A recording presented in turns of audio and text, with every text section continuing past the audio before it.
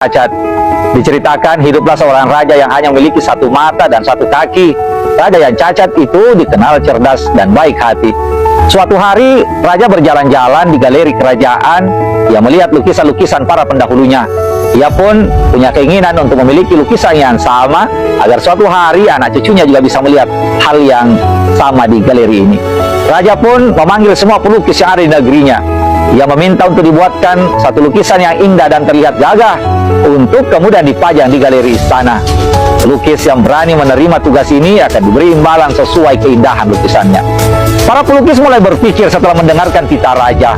Menurut mereka, tidak mungkin bisa membuat lukisan yang indah sebab raja hanya punya satu mata dan satu kaki. Mereka takut jika nanti hasilnya buruk, mereka malah diberi hukuman karena dianggap menghina raja.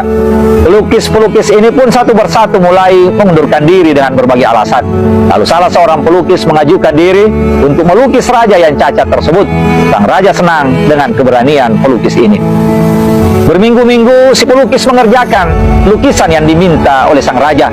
Sampai akhirnya tiba hari saat lukisan itu dipamerkan kepada publik. Para pelukis yang mengundurkan diri pun pada datang ke istana. Mereka penasaran dengan lukisan yang indah dan telah dibuat oleh pelukis ini. Anggapan para pelukis itu langsung sirna ketika kain penutup lukisan itu dibuka, sebab hasil lukisan itu sangatlah indah dan sang raja terlihat demikian gagah. Lukisan raja digambarkan sedang menunggang kuda yang menghadap ke samping sambil bersiap memanah, sehingga kakinya yang cacat tidak terlihat dan matanya yang buta terpejam sehingga seperti membidik. Raja sangat puas dengan hasil lukisan tersebut. Ia menghadiahi sebuah kastil untuk si pelukis. Teman-teman, pelajaran pertama yang kita bisa ambil bahwa hanya orang kreatif yang tidak mudah menyerah dengan segala hambatannya yang bisa melewati sebuah tantangan.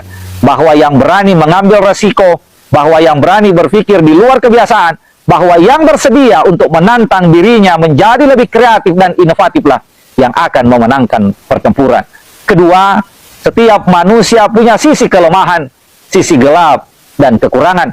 Tapi di saat yang bersamaan, kita pun punya kekuatan, sisi terang, dan kemampuan yang lebih hebat. Seharusnya inilah yang harus kita tonjolkan. Bersama saya Arum Sping, Assalamualaikum warahmatullahi wabarakatuh.